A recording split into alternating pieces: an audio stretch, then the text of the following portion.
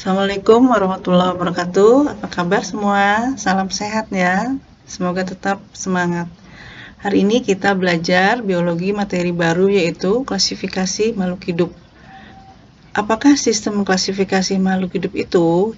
Yaitu sebuah cara mengelompokkan makhluk hidup berdasarkan persamaan dan perbedaan ciri-ciri yang dimilikinya.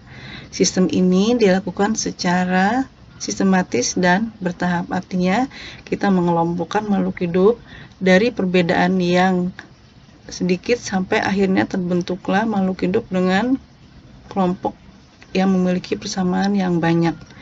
Cabang ilmu biologi yang mempelajari penggolongan makhluk hidup disebut dengan taksonomi. Apa tujuan dari klasifikasi? Yaitu untuk mengelompokkan makhluk hidup berdasarkan ciri-ciri yang dimilikinya.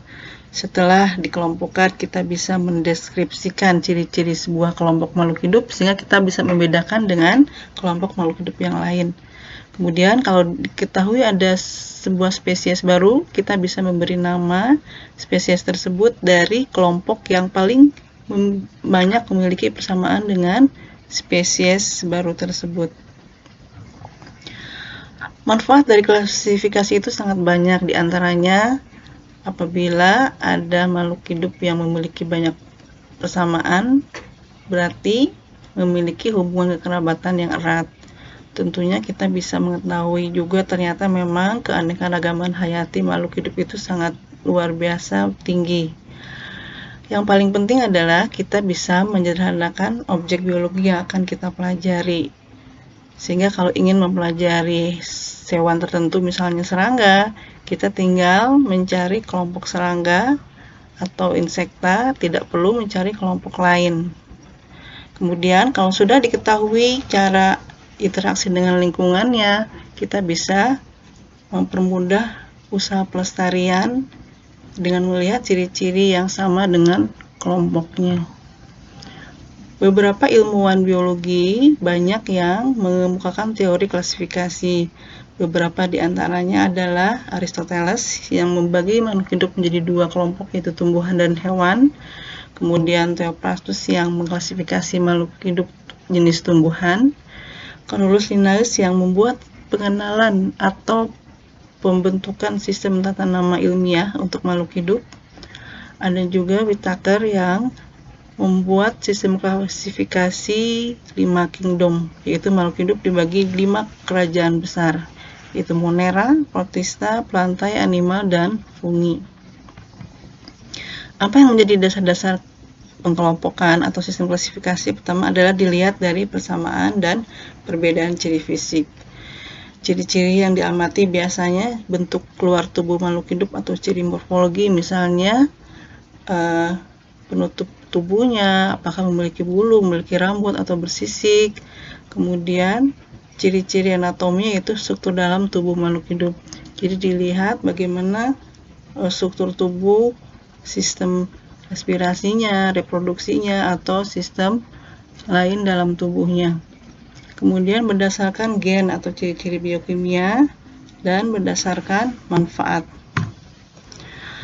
Berdasarkan kriteria tadi, sistem klasifikasi dibagi menjadi 3 secara umum, yaitu 1. Sistem klasifikasi alamiah. Sistem ini masih sederhana, hanya melihat persamaan morfologi yang terlihat secara alami dari luar. Contohnya, makhluk hidup terbagi menjadi 2 kelompok, yaitu hewan dan tumbuhan. Ilmuwan yang mengemukakan sistem ini adalah Aristoteles. Kedua adalah sistem filogenetik. Ini pengkelompokan sebuah sistem yang sudah lebih kompleks karena sudah melihat ciri morfologi, anatomi, fisiologi, dan tingkah laku. Jadi bisa dilihat jauh dekatnya hubungan kekerabatan antar organisme apabila memiliki ciri morfologi, anatomi, fisiologi, dan tingkah laku yang sama, berarti hubungan kekerabatan antar organisme tersebut dekat. Tokohnya adalah Darwin. Kemudian ada lagi sistem artifisial atau buatan. Ini juga melihat persamaan dari ciri-ciri morfologinya. Kemudian dilihat untuk tujuan praktis manusia. Misalnya dari tumbuhan, dari kelompok tumbuhan dibagi lagi menjadi misalnya ada tanaman obat, tanaman hias, atau tanaman berbuah. Ilmuwan yang mengemukakannya adalah Carolus Linnaeus. Sekarang kita melihat perkembangan sistem klasifikasi. Jadi awalnya makhluk hidup hanya dibagi menjadi dua kelompok besar. Ini dikemukakan oleh Aristoteles. Kelompok besar tersebut adalah Animalia dan Plantae. Seiring dengan perkembangan teknologi, terbentuklah sistem klasifikasi sampai dari 2 kingdom atau 2 kelompok sampai 8 kingdom.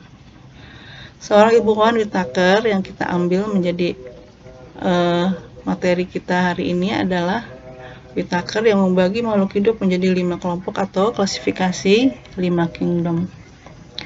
Dasar pengelompokan 5 kingdom adalah ada tidaknya membran inti sel karena makhluk hidup dibagi 2 jenis. Ada makhluk hidup yang tidak memiliki membran inti sel yang kita sebut dengan kelompok prokariot. Ada makhluk hidup yang memiliki membran inti sel yang kita sebut dengan istilah eukariot. Kemudian yang kedua adalah jumlah sel penyusun tubuh. Jadi ada makhluk hidup yang memiliki atau tersusun dari banyak sel, yaitu disebut juga dengan multiseluler. Ada makhluk hidup yang hanya tersusun dari satu sel yang disebut dengan makhluk hidup unisel. Kemudian dari cara memperoleh makanan. Ada makhluk hidup yang bisa membuat makanannya sendiri karena punya klorofil, bisa melakukan fotosintesis. Istilahnya adalah kelompok autotrof. Ada juga makhluk hidup yang tidak bisa membuat makanannya sendiri, sehingga dia hanya bisa mengambil atau menyerap dari lingkungannya. Kelompok ini disebut dengan heterotrof. Keempat adalah cara bergerak. Ada makhluk hidup yang bisa bergerak dengan aktif, bisa bergerak bebas, contohnya Animalia.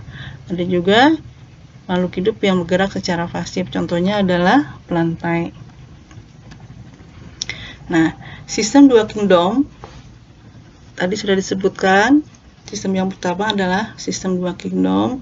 Ini terbagi atas 2 kelompok, yaitu Plantae dan Animalia. Apa ciri Plantae? Tadi adalah bersifat autotrof, artinya bisa membuat makanannya sendiri. Kemudian selnya tersusun, tubuhnya tersusun lebih dari banyak sel atau multisel, memiliki dinding sel yang mengandung selulosa dan bergerak pasif. Kelompok yang kedua adalah Animalia. Ini bersifat heterotrof, artinya tidak bisa membuat makanannya sendiri. Kemudian tubuhnya tersusun dari banyak sel atau multisel, tidak memiliki dinding sel, tapi bisa bergerak secara aktif.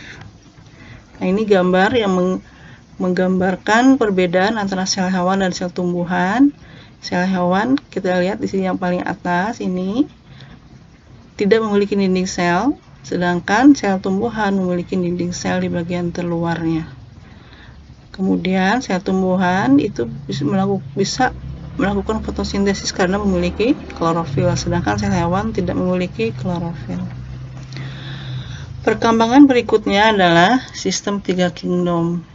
Sistem ini berkembang setelah ditemukannya mikroskop, sehingga terlihatlah ternyata ada makhluk hidup yang hanya terdiri dari satu sel atau unisel. Nah, makhluk hidup ini digolongkan ke dalam kingdom baru namanya Protista. Jadi, sistem 3 kingdom adalah Plantae, Animalia, dan Protista. Apa ciri Protista? Yaitu eukariotik atau membran inti, memiliki membran inti sel. Kemudian, struktur tubuhnya terdiri dari satu sel atau banyak sel, tapi belum membentuk jaringan. Kemudian, ciri yang unik adalah ada yang mirip hewan, mirip tumbuhan, dan mirip jamur. Ini dihubungkan dengan kemampuan membuat atau mencari makanannya. Nah, ini adalah Protista mirip hewan, contohnya Paramecium. Kemudian ada Protista yang mirip tumbuhan, yaitu kelompok alga, dan ada Protista yang mirip jamur. Perkembangan berikutnya adalah sistem 4 kingdom. Jadi, selain Plantae, Animalia, dan Protista, ada kingdom baru yaitu Monera. Monera cirinya adalah satu sel, mikroskopis, dan prokariotik. Jadi ini adalah alasan Monera dipisahkan dari Protista karena diketahui ternyata sifatnya yaitu prokariotik, yaitu inti selnya tidak memiliki membran. Jadi tidak memiliki membran inti sel. Contoh makhluk hidupnya adalah bakteri dan alga hijau biru. Ini gambar bakteri. Di sini materi genetik atau DNA-nya tidak terdapat